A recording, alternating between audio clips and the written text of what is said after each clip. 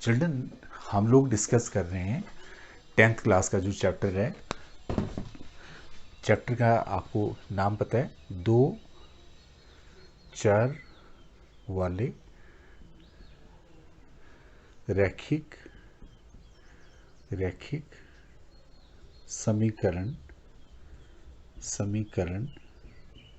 युग्म। ये आपका चिल्ड्रन जो चैप्टर है, चैप्टर नंबर 3 है आपका, ये एनसीईआरटी का। जो हमारा इसका पहला वीडियो था चिल्ड्रन, उसमें मैं आपको बता चुका कि रैखिक समीकरण क्या होता है। और हमने एक चीज़ और देखी, हम यहाँ युग्म की बात कर रहे हैं तो दो लाइंस हैं। अब दो लाइंस हैं तो आपकी 3 सिचुएशंस हो सकती हैं। दोनों लाइन कट करती हैं, या दोनों लाइन समांतर हैं, या एक लाइन के ऊपर दूसरी लाइन है। कट करती हैं चिल्ड्रन, प्रतिच्छेद करती हैं, तो एक अद्वितीय हल होगा। ये कब होगा? जब a1 बटा a2 बराबर है नॉट बराबर है b1 बटा b2। अगर समांतर हैं तो कोई भी हल नहीं होगा। ये कब होगा? जब a1 बटा a2 बराबर है b1 बटा b2 नॉट बराबर है c1 बटा c2। संपाती हैं, एक लाइन के ऊपर दूसरी लाइन है, तो ये कब होगी सिचुएशन? जब a1 बटा a2 बराबर है b1 बटा b2 बराबर है c1 बटा c2। इसमें अनेक हल होंगे। संगत कब होगा? जब एक अद्वितीय हल होगा और अनेक हल होंगे। असंगत कब होगा? जब समांतर होंगी रेखाएं, कोई भी हल नहीं होगा। तो हमने इतनी बेसिक चीज़ें हमने पिछले जो आपका लेक्चर है उसमें डिस्कस कर चुके हैं चिल्ड्रन। दो चर वाला रैखिक समीकरण को हल करने के हमारे पास 4 विधियां हैं। सबसे पहली विधि ग्राफ हम डिस्कस कर चुके पिछले चैप्टर में। आज हम डिस्कस करेंगे इसमें प्रतिस्थापन विधि, जिसको हम बोलते हैं सब्स्टिट्यूशन मेथड। इसके अलावा भी और विधियां हैं, जैसे आपके पास विलोपन विधि, एलिमिनेशन मेथड, या बज्र गुणन, ना, क्रॉस मल्टीप्लिकेशन। ये भी हम डिस्कस करेंगे। तो आज का जो चैप्टर है उसमें हम फोकस करने वाले हैं चिल्ड्रन, एक ही चीज़ के ऊपर हम फोकस करेंगे। हम किस चीज़ के ऊपर फोकस करेंगे? तो हमारा जो फोकस रहेगा वो रहेगा प्रतिस्थापन विधि के ऊपर। तो प्रतिस्थापन विधि, इसके ऊपर हमारा फोकस रहेगा। प्रतिस्थापन विधि को हम लोग सब्स्टिट्यूशन मेथड भी बोलते हैं। Substitution method. तो चलिए हम इसको डिस्कस करेंगे इन डिटेल। इसको डिस्कस करने के लिए हम सबसे पहले तो ये चीज़ देखेंगे चिल्ड्रन कि, चलिए मैं इसमें सीधे ही आपका प्रश्नावली का पहला क्वेश्चन ले लेता हूँ। आपके पास है s minus T is equal to 3। First का मैंने चलो सेकंड पार्ट ले लिया यहाँ पे, और दूसरा है आपके पास s upon 3 plus T upon 2 बराबर है 6। तो दो समीकरण हमने लिए चिल्ड्रन। पहला समीकरण तो आपका ठीक है, दूसरे में थोड़ा सा आप एलसीएम ले लो, ये आ जाएगा आपका 2s प्लस 3t बराबर है 6। थोड़ा और सोल्व कर लो, 2s जमा 3t बराबर है 36। इसको हमने 2 नंबर दे दिया, राइट। सबसे पहले चिल्ड्रन आपने इसमें यही करना कि a1 बटा a2 आप ढूंढ लो। a1 आपका 1 है, ये 1 बटा 2 है, और आप b1 बटा b2 भी ढूंढ लो।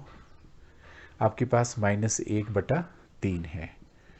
तो आप देख रहे हैं यहाँ पे कि a1 बटा a2 नॉट बराबर है b1 बटा b2। तो आपने लिखना है इसमें एक अद्वितीय हल है इसका, राइट चिल्ड्रन। अगर आपके पास यहाँ पे c1 बटा c2, अगर a1 बटा a2 नॉट बराबर है b1 बटा b2 नॉट बराबर है c1 बटा c2, अगर ये आता है तो आपने लिखना कोई भी हल नहीं है। तीनों बराबर आ जाते हैं तो लिखना अनेक हल हैं। देखिए चिल्ड्रन, आपने हल सिर्फ क्वेश्चन को सोल्व आपने तभी करना अगर एक अद्वितीय हल है। अगर एक अद्वितीय हल नहीं है तो इस प्रश्न को आपने सोल्व नहीं करना है। क्लियर होगी बात ये? अब हम करते कैसे हैं, जैसे आपने यहाँ पे फर्स्ट इक्वेशन ले ली, यहाँ से आपने s निकाल लेना चिल्ड्रन। 3 प्लस टी हो गया, इसको नंबर 3 दे दो। s का जो मान है वो आपने 2 में रख देना। तो मैंने लिख दिया यहाँ पे s का मान 2 में रखने पर क्या आ गया आपके पास, देखो 2 आ गया, 3 + t आ गया, प्लस 3t आ गया, बराबर 36। 6 + 2t + 3t बराबर 36। 5t बराबर 36 - 6, 5t बराबर 30, t बराबर 6। तो t का मान यहाँ पे 6 आ गया। t की वैल्यू को चिल्ड्रन आपने यहाँ भर देना है इसमें, s बराबर 3 + t की जगह 6 लिख दिया, 9। तो इस प्रश्न का जो आंसर है वो ये है कि s का मान यहाँ पे 9 है और t का मान यहाँ पे 6 है। तो इस तरह से आपने ये वाले प्रश्न जो है वो हल करने, मैंने आपको एक पार्ट इसका करके दिखाया चिल्ड्रन। चलिए मैं इसका एक और पार्ट कर देता हूँ। जैसे हमने यहाँ पे लिया आपका ये जो पार्ट है आपका, हमने लिया चौथा पार्ट, प्रश्न नंबर 1 का चौथा पार्ट। देखिए चौथे पार्ट में आपके पास है 0.2x + 0.3y बराबर 1.3 और आपके पास है 0.4x + 0.5y बराबर 2.3। तो आपके पास जो प्रश्न है चिल्ड्रन वो इस तरह से है। चलिए आप क्या करेंगे इसमें, देखो आप समझो इसको डेसिमल की फॉर्म में रखने से थोड़ा कैलकुलेशन टफ हो जाती है। बेटर आप इसको कैसे कर दो, ऐसे लिख दो इसको 2x/10, 3y/10, 13/10, 10 through out cut जाता है चिल्ड्रन। तो आपकी एक इक्वेशन बन गई इसमें 2x + 3y बराबर 13। इसको हमने नंबर 1 दे दिया। इसी तरह से आप इसकी दूसरी इक्वेशन भी बना सकते हैं, 4x + 5y बराबर 23। इसको आपने नंबर 2 दे दिया। तो आपके पास यहाँ पे 2 इक्वेशंस हैं, इनको आपने प्रतिस्थापन विधि से हल करना है। तो क्या करेंगे चिल्ड्रन, हम इसमें एक इक्वेशन ले लेंगे। जैसे पहली वाली इक्वेशन ली मैंने 2x, सबसे पहला तो इसमें वही फंडा है कि आपने a1/a2 ढूंढना। तो 2/4 आया आपके पास, यानी 1/2 आ गया। आपके पास b1/b2 भी ढूंढना आपने, 3/5 आ गया। तो आप देख रहे हो यहाँ पे कि a1/a2 नॉट बराबर है b1/b2। तो आपको पता लग गया कि इसका एक अद्वितीय हल इसका है। तो इसका एक अद्वितीय हल है। तो अब आपने इसको सोल्व करना है। अगर यहाँ पे अनेक हल हो या कोई भी हल ना हो, फिर आपने इसको सोल्व नहीं करना है। तो चलिए अब हम क्या करेंगे, एक इक्वेशन हम यहाँ पे ले लेंगे। जैसे मैंने इसकी एक इक्वेशन यहाँ पे ले ली, आपके पास है 2x + 3y बराबर 13। यहाँ से आप क्या करो, 3y को सोल्व करो, 13 - 2x आ गया चिल्ड्रन। यहाँ से y का मान निकाल लो, 13 - 2x/3। ये वैल्यू आपके पास आ गई। अब आपने क्या करना है, यहाँ से इस y का जो मान है, y का मान कहाँ रखना आपने, y का मान 2 में रखने पर कहाँ रखा आपने, इसमें 2 में। तो 2 में रखेंगे 4x 5, y की जगह लिखा हमने 13 - 2x/3 बराबर 23, ऐसे, राइट। अब आप इसको फर्दर सिंप्लीफाई करो, 3 हमने लघुत्तम ले लिया, 12x 65 - 10x बराबर 23। सोल्व कर दो इसको, 2x + 65 बराबर 69, 2x बराबर 69 - 65, 2x बराबर 4, x बराबर 4/2, 2 आ गया। अब चिल्ड्रन जो x का मान है उसको आपने यहाँ भर देना है ऊपर। तो हमने इसको यहाँ भर दिया, ये देखो 13 - 2 × 2/3, तो 13 - 4/3, 9/3। तो इसका 3 वैल्यू आ गई। तो इसमें आंसर जो है x की वैल्यू 2 है। इसका उत्तर हो गया x बराबर 2, y बराबर 3, ये इसका हल हो गया चिल्ड्रन। तो इस तरह से हमने ये प्रश्न सोल्व करने। चलिए चिल्ड्रन मैं इसका एक और क्वेश्चन ले लेता हूँ। जैसे हमारे पास इसमें क्वेश्चन है,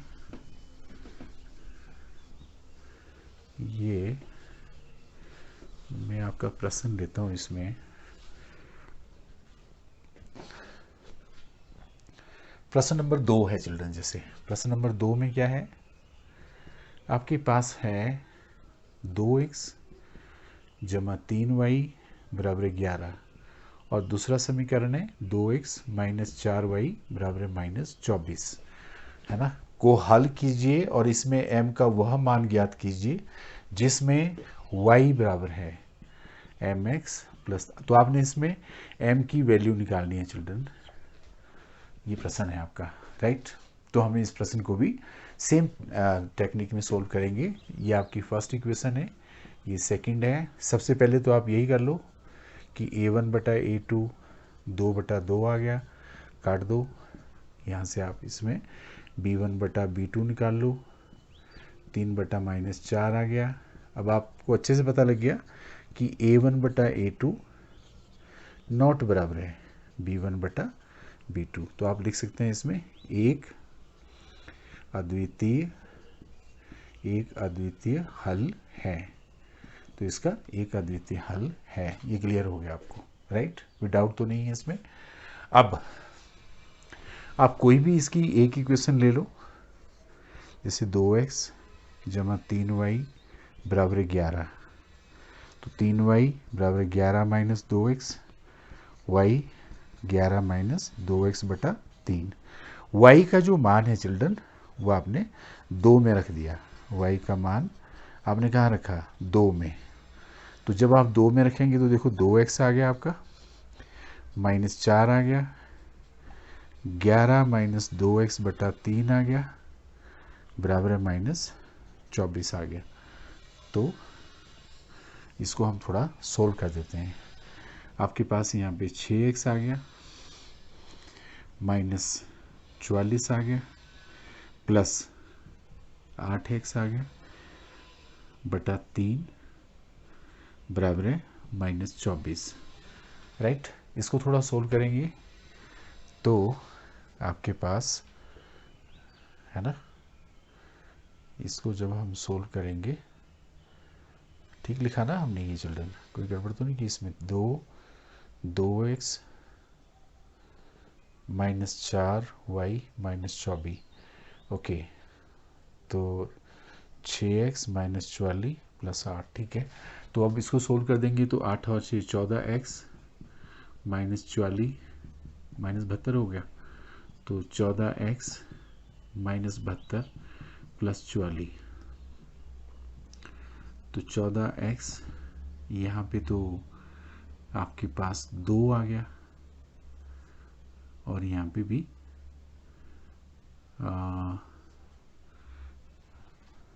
32 आ गया, है ना। कि मैंने गलती करी इसमें, चेक करो मैंने कहाँ गलती करी। 2x जमा 3y बराबर 11, और 2x माइनस 4y बराबर माइनस 24। 3y बराबर 11 माइनस 2x, 3y बराबर 11 माइनस 2x। इसकी वैल्यू हमने ऊपर भर दी, 4 11 माइनस 2x बटा 3 बराबर माइनस 24। तो 6x जमा 8x, वहाँ पे 72 आ गया। 72 को जब हम वहाँ ले जाएंगे तो 72 में से आपने 44 माइनस कर देना, तो 8 आ गया। हाँ चिल्ड्रन, तो यहाँ पे माइनस 28 आ गया, राइट। तो यहाँ से हमने x की वैल्यू निकाल ली, माइनस 28 बटा 14, तो माइनस 2 आ गई। तो x की वैल्यू हमने माइनस 2। कई बार कैलकुलेशन को आपने थोड़ा सा चेक कर लेना, हमसे कई बार मिस्टेक हो जाती है, तो ऐसा कुछ नहीं है। अब आपने x की जो वैल्यू है वो यहाँ पे भर देनी, तो y का वैल्यू आ जाएगा आपका, देखो 11 माइनस 2 बटा 3, 11 प्लस 4 बटा 3 15 बटा 3 5 आ गई। अब चिल्ड्रन आपने क्या करना है, यहाँ पे ये वैल्यू यहाँ पे भरनी। देखो y बराबर है mx प्लस 3, इसकी जगह 5 लिखा हमने, m लिखा, -2 लिखा, +3 उधर ले जाओ इसको, -2m। तो यहाँ से सोल्व करेंगे तो m बराबर है -1 आपके पास आ जाएगा। तो सिंपल सा क्वेश्चन है, कोई इसमें बड़ी रॉकेट साइंस नहीं है। And I hope you have understood this one. चलिए चिल्ड्रन, हम इसमें एक क्वेश्चन आपके साथ और लेते हैं। जैसे हमारे पास प्रश्न है,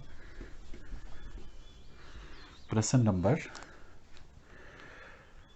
3 ले लेते हैं चिल्ड्रन। प्रश्न नंबर 3, देखिए प्रश्न नंबर 3 में क्या दे रखा है आपके पास। प्रश्न नंबर 3 में दो संख्याओं का अंतर। तो ऐसा जो प्रश्न है इसमें आप ले लो, पहले तो मान लो पहली संख्या बराबर है x, और जो दूसरी संख्या है इसको ले लो y। अब प्रश्न में क्या कह रहा है ये, प्रश्न के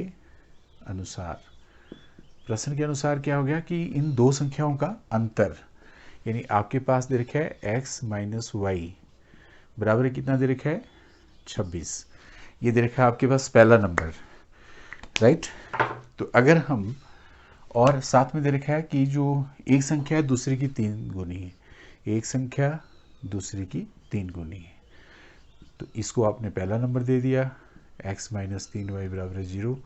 दूसरा दे दिया चिल्ड्रन, x की वैल्यू को यहीं भर दो, 3y - y बराबर है 26 आ गया, 2y बराबर है 26 आ गया, y का मान 13 आ गया। तो अगर y 13 है तो यहाँ भर दो, x 3 × 13 बराबर है 39। तो जो पहली संख्या है वो 39 है चिल्ड्रन, और दूसरी संख्या है जो वो 13 है। तो इतने आसान प्रश्न है ये। चलिए मैं एक दो क्वेश्चन और कर देता हूँ ताकि आपको थोड़ा सा ये जो चैप्टर है इसकी और ज़्यादा क्लैरिटी हो जाए। देखो हमारे पास प्रश्न नंबर 3 का ही, चलिए मैं एक और पार्ट कर देता हूँ। जैसे दूसरा, इसमें दे रखा है दो संपूरक कोण। चिल्ड्रन ये जो संपूरक होता है इनको हम कॉम्प्लीमेंट्री एंगल बोलते हैं, सप्लीमेंट्री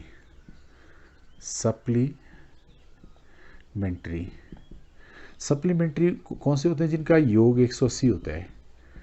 और एक आपका पूरक होता है चिल्ड्रन, पूरक को बोलते हैं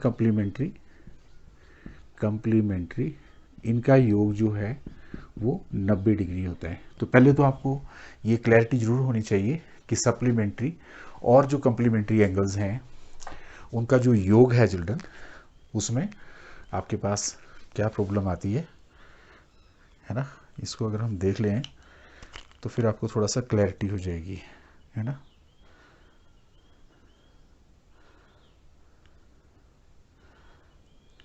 चलिए हम बात करते हैं नेक्स्ट आपसे। इसमें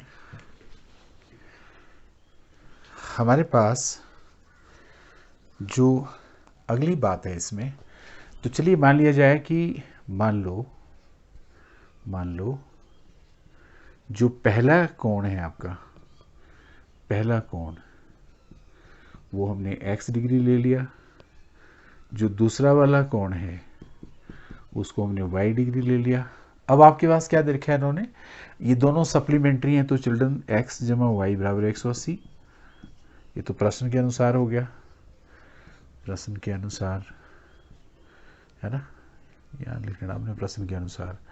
अच्छा, और दूसरा इसमें दे रखा है कि बड़ा कोण, चलो मान लो बड़ा x है, छोटे से 18 डिग्री अधिक है, तो दूसरा समीकरण आपका यहाँ से बन गया, यानी x - y बराबर है 18। दो समीकरण आपके बन गए चिल्ड्रन। अब कुछ भी नहीं है, आपने x की वैल्यू को इसमें भर देना है। यहाँ y जमा 18 जमा y बराबर 180, 2y 180 माइनस 18, 2y 2 आ गया, 162 आ गया, है ना, 162 और 17 से, ठीक है। और y की वैल्यू यहाँ से निकाल लो, 81 आ गई। y की वैल्यू को चिल्ड्रन यहीं भर दो। ये देखो x बराबर है 81 जमा 18, तो x बराबर है 99। तो आप देखो एक कोण जो है आपका वो 99 डिग्री आ गया, दूसरा कोण 18 डिग्री आ गया। जोड़ के आपने जरूर देख लेना, ये 81 आया, दूसरा 81 आया। देखो तो आपने दोनों को जोड़ के देख लेना, जब आप दोनों को जोड़ेंगे तो ये 180 आना चाहिए आंसर। तो आंसर आपका वेरीफाई भी हो गया, राइट चिल्ड्रन। इसी तरह से चलिए हम एक और प्रश्न करते हैं। जैसे सपोज हमारे पास प्रश्न है, ये जो प्रश्न है आपका